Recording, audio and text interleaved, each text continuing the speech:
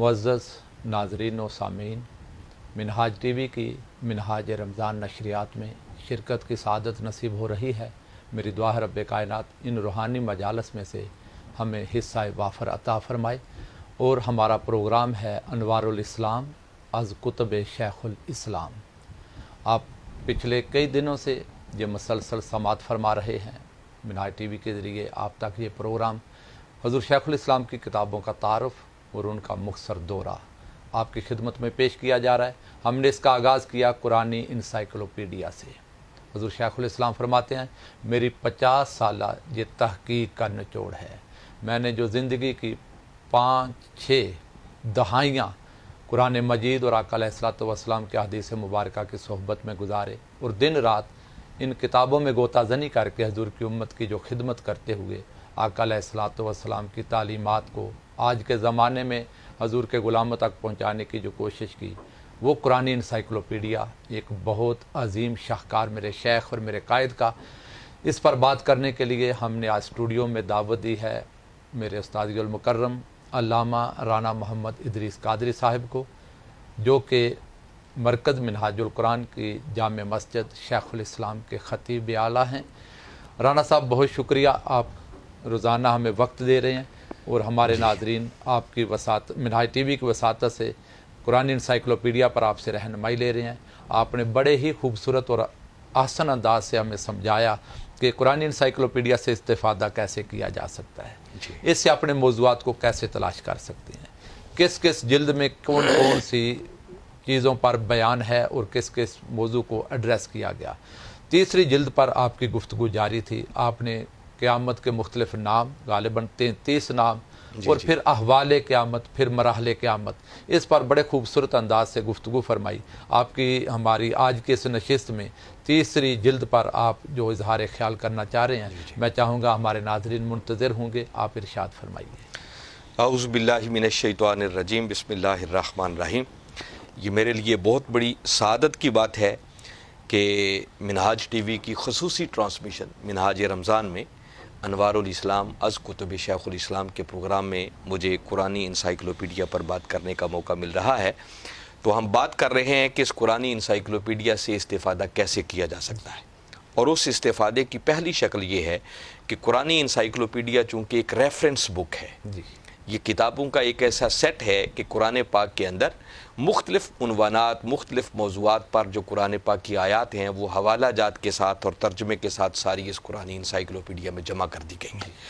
इससे इस्तेफ़ादा की एक शक्ल तो ये है कि जो कुछ कुरानी इंसाइक्लोपीडिया में है उसके मौज़ूआत की एक फ़हरिस्त शुरू में दी गई है, और उस फ़हरिस्त को सामने रखते हुए इंसान अपने मौजू तक पहुँच सकता है और ये जान सकता है कि उस मौजू पर कुरान क्या कहता है।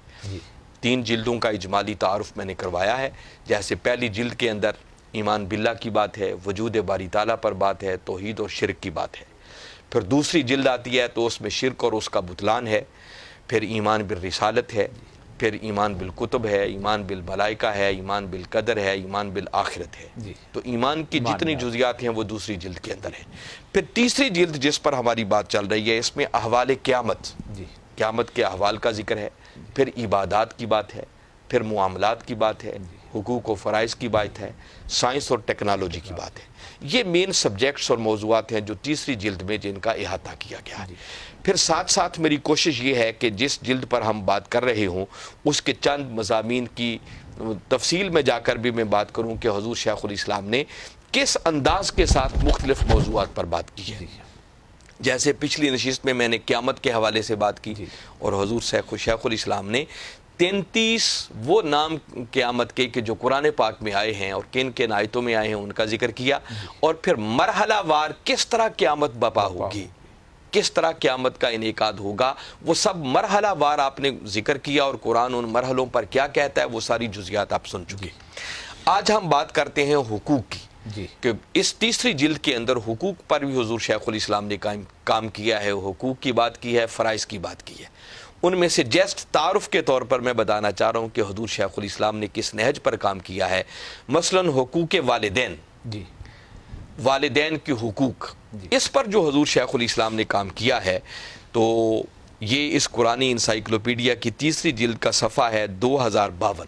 اچھا 2052 2052 اس پر جب آپ نے یہ مین ٹاپک لے لیا حقوق الوالدین تو نیچے پھر اس کے سب ہیڈنگز قائم کیے. جی یہ نہیں کیا جیسے میں نے پہلے بیان کیا کہ حقوق والدین لکھا اور نیچے ساری قرآن پاک کی آیات لکھ دی. نہیں, عموماً رائٹرز کا مزاج یہی ہوتا ہے. مگر آپ نے پھر سب ہیڈنگز قائم کر کے ان کو کیٹاگرائز کر دیا ان آیات کو کہ ان آیات کے اندر والدین کی کن کن حقوق کا ذکر ہے, کس طرح کی بات کی گئی ہے. مثلا پہلا سب ہیڈنگ ہے والدین کے ساتھ حسن سلوک کا حکم. ٹھیک ہے. اس پر حضور شیخ الاسلام نے قرآن پاک کی 3 آیات جمع کی ہیں جس میں باری تعالیٰ نے ڈائریکٹ والدین کے ساتھ حسن سلوک کرنے کا حکم دیا ہے. جی پھر اسی طرح دوسرا سب ہیڈنگ آپ نے لیا والدین کے ساتھ نیک سلوک انبیاء کرام کی سنت ہے. اچھا ٹھیک ہے. یہ الگ ہیڈنگ قائم ہیڈنگ کیا. قائم کر. اب دیکھیں نا, اگر کسی شخص نے والدین کے حقوق پر بات کرنی ہے جی. تو یہ ایک الگ پورا سبجیکٹ بن جاتا ہے کہ قرآن پاک کے اندر والدین کے ساتھ نیک سلوک انبیاء کرام کی سنت ہے. کس کس نبی نے کیسے کیسے اپنے والدین کے ساتھ سلوک کیا. تو حضور شیخ الاسلام نے ان ساری آیات کو جمع کر دیا. پھر ماں باپ سے ترش لہجے میں بات کرنے کی مذمت, ٹھیک ہے. اس پر قرآن کیا کہتا ہے وہ الگ عنوان قائم کر دیا ہے. آج کی ہماری نوجوان نسل کا یہ بڑا مسئلہ ہے, والدین پریشان ہیں. جی ہاں, یعنی اب صرف اسی ایک آیت کو لے لے. یہ سورہ بنی اسرائیل کی آیت ہے, 17واں سورہ ہے, اس کی آیت نمبر 23 ہے. تو فرمایا وَقَضَىٰ رَبُّكَ أَلَّا تَعْبُدُوا إِلَّا إِيَّاهُ وَبِالْوَالِدَيْنِ إِحْسَانًا إِمَّا يَبْلُغَنَّ عِندَكَ الْكِبَرَ أَحَدُهُمَا أَوْ كِلَاهُمَا فَلَا تَقُل لَّهُمَا أُفٍّ وَلَا تَنْهَرْهُمَا وَقُل لَّهُمَا قَوْلًا كَرِيمًا. سبحان اللہ. قربان جائیں کس تفصیل کے ساتھ باری تعالیٰ نے والدین کے ساتھ حسن سلوک کا حکم دیا ہے اور منع کیا ہے کہ ان سے ترش لہجے میں حتیٰ کہ اف تک کہنے سے بھی منع کر دیا.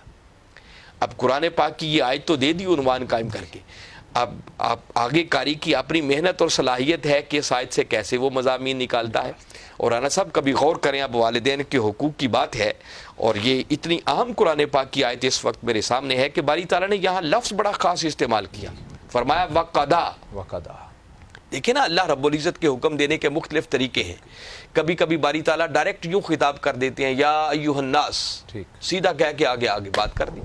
کبھی بات کرنی ہو تو وہ یا ایھا الذین آمنوا کہہ کے ڈائریکٹ ان کو حکم دے دیتا ہے. جیسے روزے کی بات ہے تو فرمایا یا ایھا الذین آمنوا کتب علیکم الصیام, اے ایمان والو تم پر روزے فرض کر دیے گئے.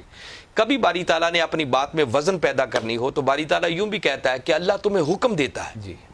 ان اللہ یامرکم, اللہ تمہیں حکم دیتا ہے. تو یہاں کہہ کے بھی بات میں وزن پڑتا ہے, مگر یہاں باری تعالیٰ نے قضا کا لفظ استعمال کیا.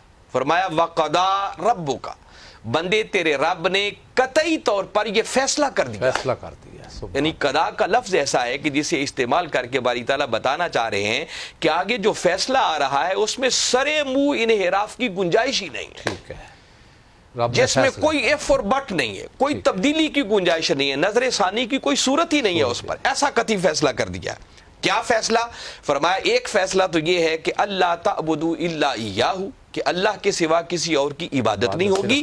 اور ساتھ فرمایا وبالوالدین احسانا, اور دوسرا قطعی طور پر میں نے فیصلہ یہ کر دیا ہے کہ والدین کے ساتھ احسان کیا جائے گا, حسن سلوک سے پیش آیا جائے گا. تو آپ اندازہ کریں یہ کتنا کس پیرائی میں باری تعالیٰ نے بات کی کہ یہ دو فیصلے دیکھیں نا. جیسے اللہ کی عبادت ہے تو کسی اور کی عبادت کی کوئی گنجائش ہے؟ کوئی اس حکم پر نظر ثانی ہو سکتی ہے کہ کوئی اشارتاً کنایتاً کسی اور کی بھی عبادت کر لے؟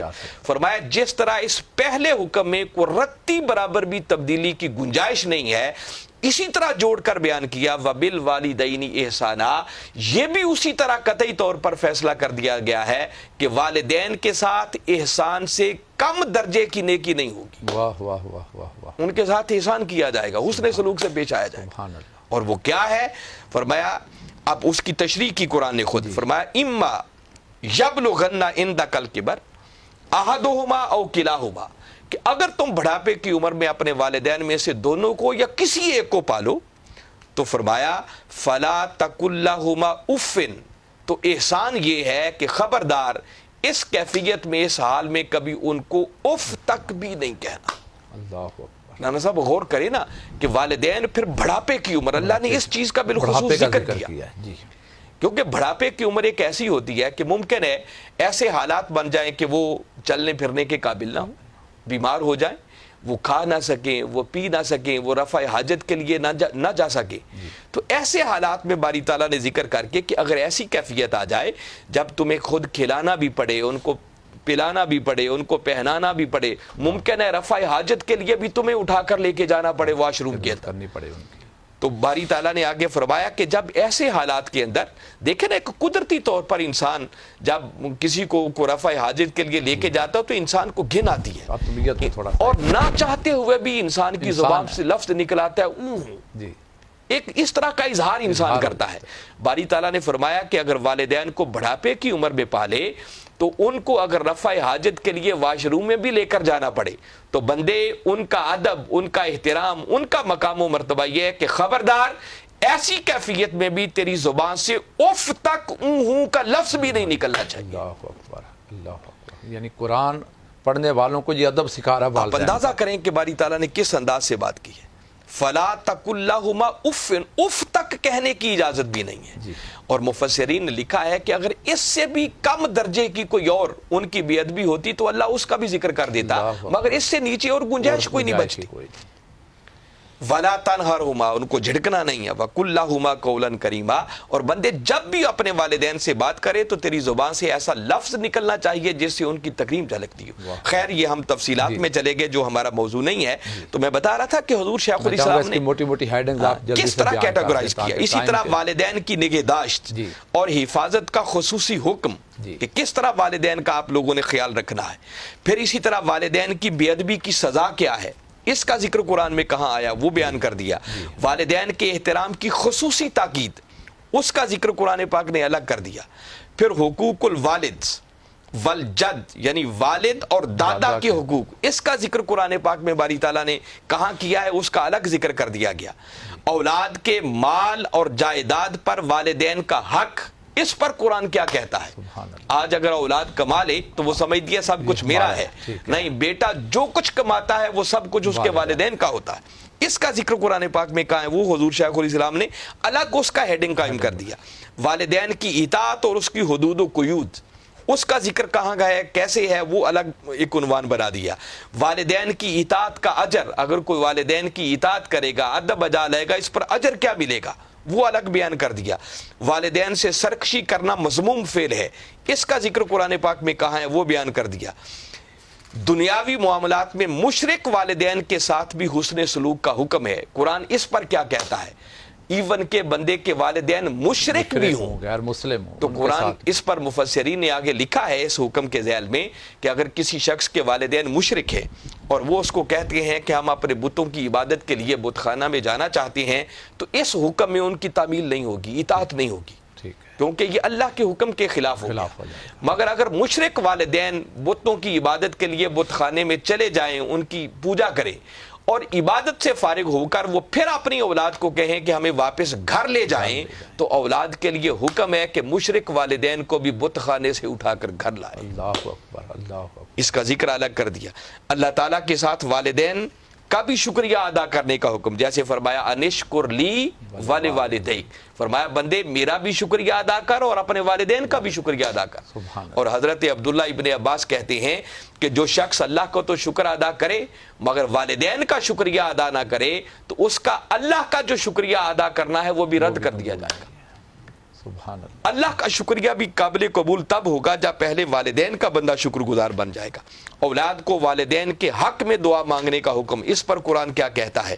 پھر نیک اولاد والدین کی وفات کے بعد ان کے لیے صدقہ جاریہ ہوتی ہے، یہ الگ ہیڈنگ قائم کر کے اس کا ذکر کر دیا کہ قرآن اس پر کیا کہتا ہے. تو آپ علامہ صاحب دیکھیں کہ صرف والدین کے حقوق پر حضور شیخ الاسلام نے کتنے سب ہیڈنگز بنا کر قرآن کی ان آیات کو کیٹیگرائز کر دیا اور قاری کے لیے کتنا آسان کر دیا ہے کہ جس موضوع پر وہ بات کرنا چاہے، رہنمائی حاصل کرنا چاہے، اس کے لیے وہی سب کچھ موجود ہے. سبحان اللہ، سبحان اللہ. ناظرین، وقت ہے جہاں پہ آج کی گفتگو مکمل کرتے ہوئے آپ سے اجازت لینے کا. رانا صاحب بہت شکریہ. میں انشاءاللہ آپ کی خدمت میں حاضر ہوتے رہیں گے اور آپ سے رہنمائی لیتے رہیں گے. آج کی یہ نشست نوجوان نسل کے لیے، بالخصوص وہ لوگ جن کے والدین حیات ہیں، रब्बे कायनात वालिदैन का साया सब औलाद के सरों पर कायम रखे और उनको सलामत रखे। खुदा के लिए अपने वालिदैन का अदब कीजिए, इनको गनीमत जानिए, इनको खुश करके राज़ी करके अल्लाह रसूल की रज़ा हासिल कीजिए। जिनके वालिदैन इस दुनिया से विसाल कर गए, अल्लाह की बारगाह में दुआ करता हूँ अल्लाह ताला उनके दर्जात बुलंद फरमाए। इंशाअल्लाह ऐसी ही नशिस्तों के साथ आपके साथ हाज़िर होते रहेंगे। कुरानी इंसाइक्लोपीडिया से रहनुमाई का आसान तरीका आपकी खिदमत में पेश किया जा रहा है और कुछ इसका दौरा भी करवाया जा रहा है। बहुत शुक्रिया। देखते रहिए मिनहाज रमज़ान।